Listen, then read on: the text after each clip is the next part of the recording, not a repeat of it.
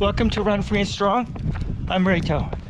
It's Saturday and the last back-to-back weekend in my taper for the 100-mile Canyons Endurance Run next Friday, April 26th. I'm training to qualify for the 2025 Ultra Trail de Mont Blanc, UTMB, and the Canyons is the first qualifying race. Want to make sure that goes well. Today we're on the Trout Brook Valley Red Trail in Weston, Connecticut, doing an out and back, 10 miles, about 2,000 feet of vert. Let's go, guys.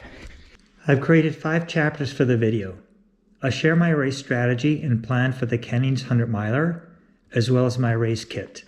To provide a little background and context, I'll introduce the Canyons Endurance Runs by UTMB and share my ultra journey and training to prepare for Canyons. The Canyons Endurance Runs are UTMB World Series events and enable finishers to build both a UTMB index and earn running stones for the UTMB lottery. There are 4 races from 25K to 100 miles, and I'm running the 100-miler. This race follows some of the toughest sections of the Western States Trail in the foothills of the Sierra Nevada mountain range in Northern California. In addition to running a UTMB qualifying race, I'm totally stoked to be able to experience part of the iconic Western States 100 course because the actual race has impossible lottery odds. I started my journey to train and qualify for UTMB 2025 in September 2023. During the past 34 weeks, I covered almost 1,600 miles, climbed and descended 170,000 feet, and spent 310 hours of time on feet. While the numbers are only part of the story, so is the mental, emotional, and spiritual growth and development. I have learned so much about myself. As we say, not only in running, but with most things in life, consistency is key. The overarching goal is to complete the Canyons within the 35-hour cutoff and all the intermediate aid station cutoffs. For me, the major challenges will be the 100-mile distance, the 22,000 feet or 6,700 meters of downhill running, and its cumulative impact on my legs and lower back with 2 herniated discs, and the potential heat that can reach 90 degrees Fahrenheit or 32 degrees Celsius during the race. To mitigate these challenges, I prepared a detailed plan for a conservative approach. At a high level, I want to reach the 50-mile midpoint feeling good, not great. Then I want to reach the 100K or 62-mile mark able to move and make forward progress. The final 40-ish miles will be brutal, and it will take everything physically, mentally, and emotionally to cross the finish line in Auburn. I'm confident in my training and my process, yet humbled to know and respect the 100-mile distance and the challenges. And, I should mention, I will run self-supported with no crew and no pacer. The plan is to stay ahead of the cutoffs, realizing that the required average pace for the beginning is faster than the middle and end of the race, meaning the race organizers expect runners to slow down over the distance.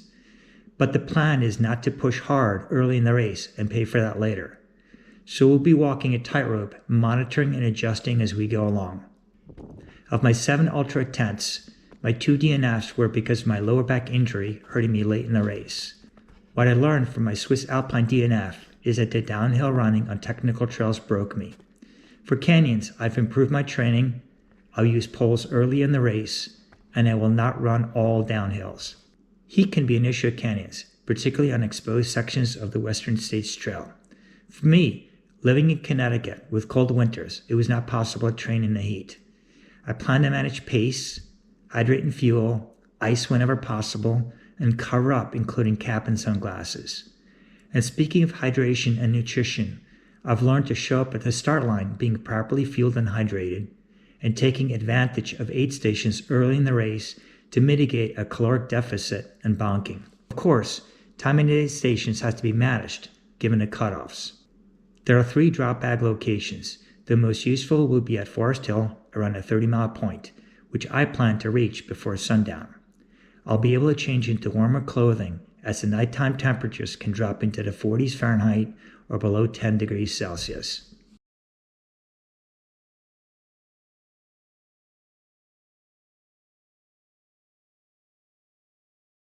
The Canyons does have a very short and simple mandatory equipment list. Let's start with that. First, they do require 1 liter of hydration.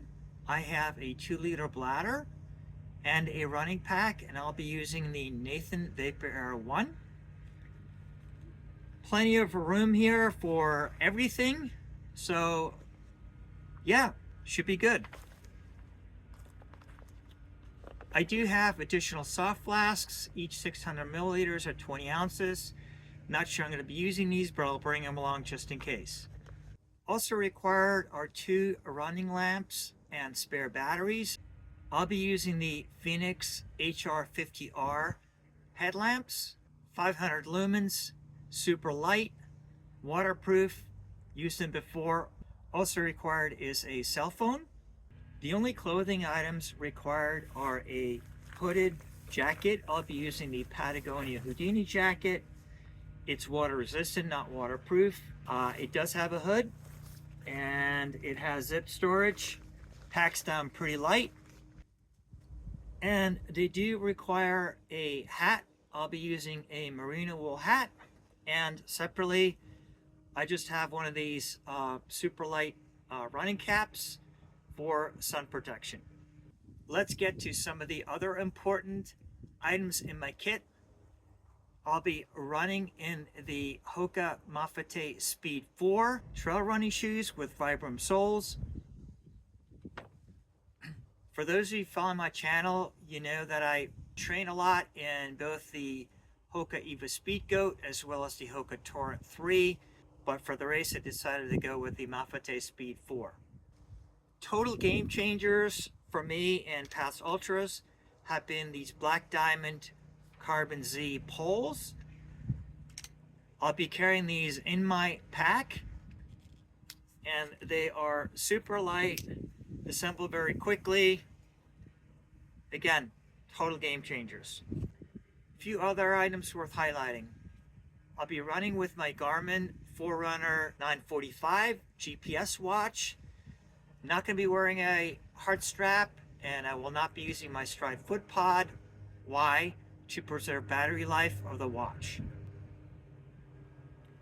Speaking of battery life, I will be bringing with me 2 battery storage units that are USB capable. I can use these to recharge either on the run or in the aid stations. Both the batteries for the headlamps as well as my GPS watch.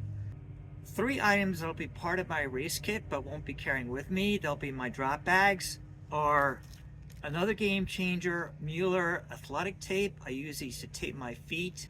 I have always done well running 100 milers, taping my feet. Aqua 4 lube, avoid chafing. And I'll be bringing some Advil. I have a lower back injury, herniated discs, and late in a race I get very inflamed, so I do need to take some ibuprofen. And last but not least, I'll be using the Marchway 20-gallon drop bags at the aid stations. I have 3 of these, 1 for each aid station. They have to be labeled. My clothing is on the list. I won't show it here. I will have things to wear during the day and things to wear at night when it's a little bit cooler.